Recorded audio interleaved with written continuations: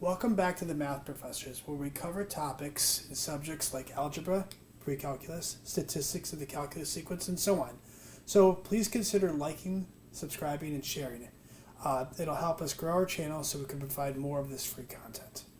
So today what I want to talk about is using a probability distribution. So consider the probability distribution, and this is going to be the number of correct questions of 7 possible. And I built this by just using a binomial distribution. So I knew that the number of questions was 7, so that's the number of trials.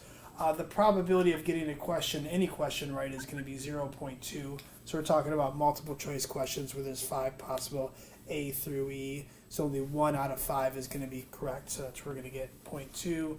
The probability of failure is going to be 1 minus 0.2, which is going to be equal to 0.8. So then when I want to find P of X, for instance, if I wanted to find, say, P of 2, or let's say let's do P of 4, for instance.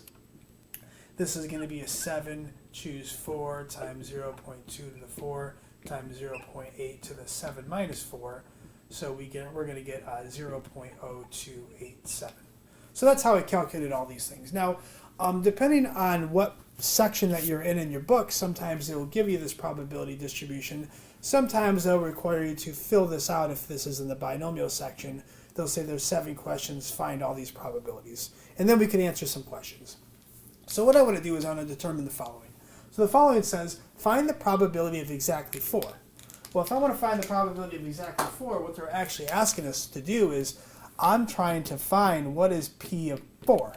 And we just did it over here. But more importantly, if we look at your table, it tells you P of 4. So 4, this is the probability of 4. So if they give you the table, no need to do the work. If they did it for you, you just have to identify that number. So this is going to be 0.0287. Now, the next question asks you to find the probability of 4 or more. So then you're going to have to ask yourself, well, the set contains, our x values are going to be 0, 1, 2, 3, 4, 5, 6, 7. So what one of those or any of those are going to be numbers that are 4 or more? And I really recommend in your head, pick a number. Let's say 2. Is 2 4 or more? No, it's not. Is 3 4 or more? No. Is 4 4 or more? Yes. Is 5 4 or more? Now it seems silly, but it really does, saying that out loud kind of helps you with the idea, because sometimes they'll say less than this number or at least this number and so on. So sometimes they'll say at least 4. So instead of maybe 4 or more, they might say at least 4, which really represents exactly the same thing. 4 is at least 4, 5 is at least 4, and so on. So when I want to find the probability of 4 or more, they're asking for what is the probability of at least 4 or 4 or more. So really they're asking for what's the probability of 4 or 5 or 6 or 7. And we know or statements are nothing more than the sum of the probabilities. So what I'm going to do is I'm going to add up these numbers here. I'm going to just add those things up. So adding those things up gives us 0.0287 plus 0.00430 plus 0.00358 plus 0.0000. 0. Did I do enough zeros in that? Second enter.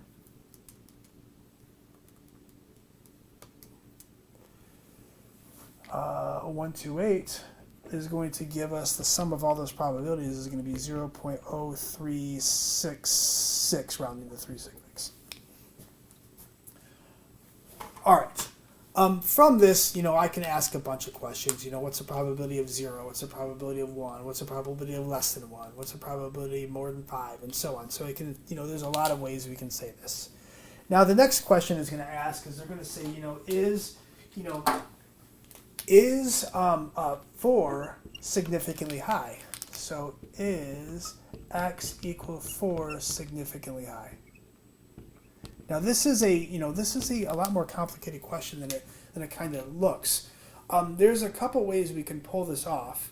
So one way I want to do is I want to look at the sum of the probabilities, because really part B actually answers this part C. So let me just let me pause this. I want to do a picture of this thing and then kind of explain what's going on here. Actually, I'm not even going to pause. We're just going to we're just going to free real. So when we're looking at a probability distribution,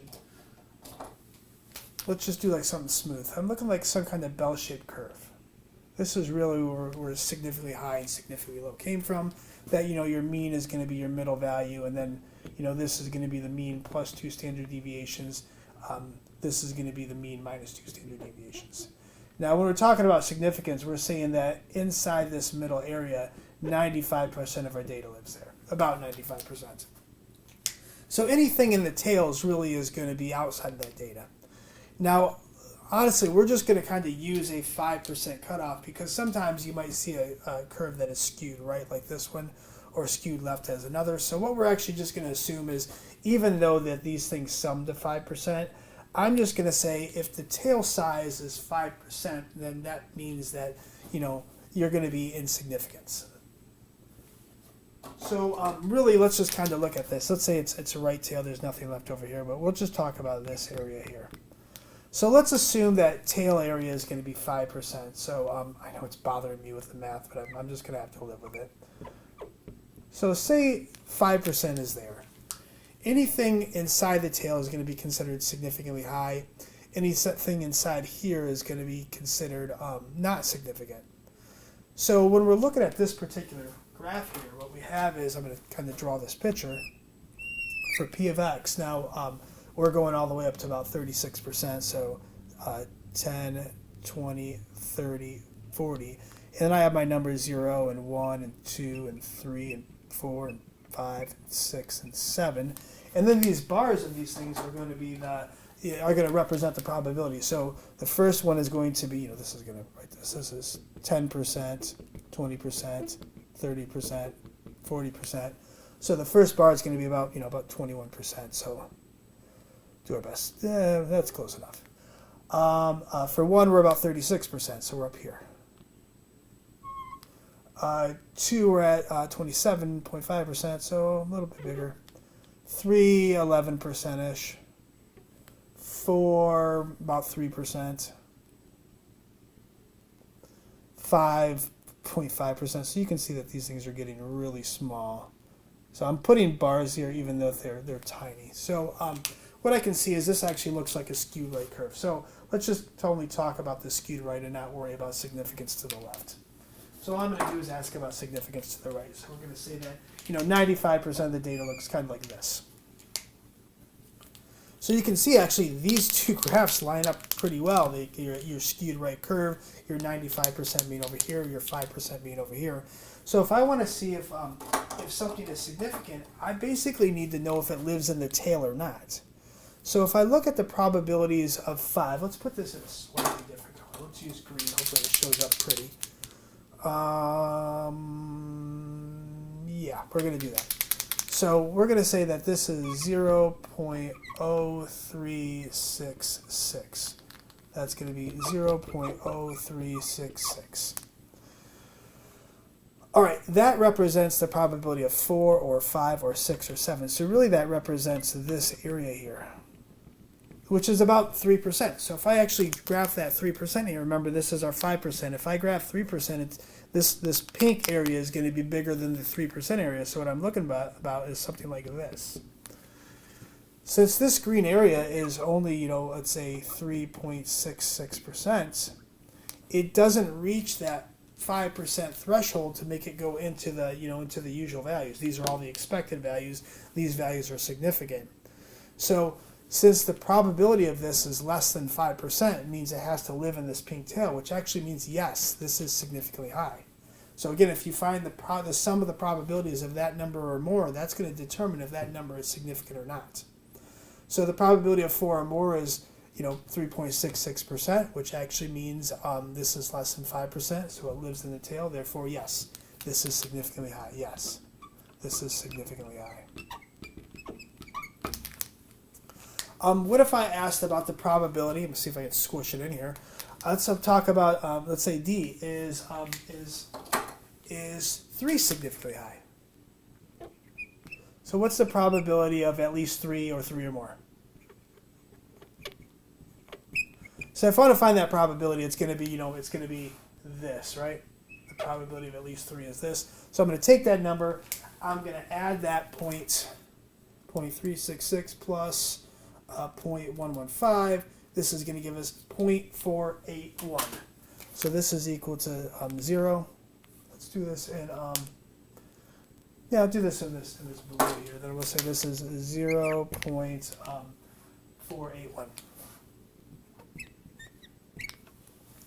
So if I want to kind of go back here, if I want to ask the probability of at least 3, what we're talking about is now this area. And that blue area is going to be 48.1%, which is way bigger than that 5%. So if I look at this being 5%, this blue area is going to way overtake this. It's going to be way out here, isn't it? It's going to be way out here. So we're talking about something like that. So this blue area is going to be something like this.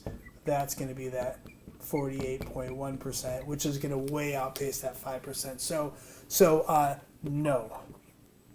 X equals 3 is not significantly high. It's actually inside the usual values, inside this 95% that we expect.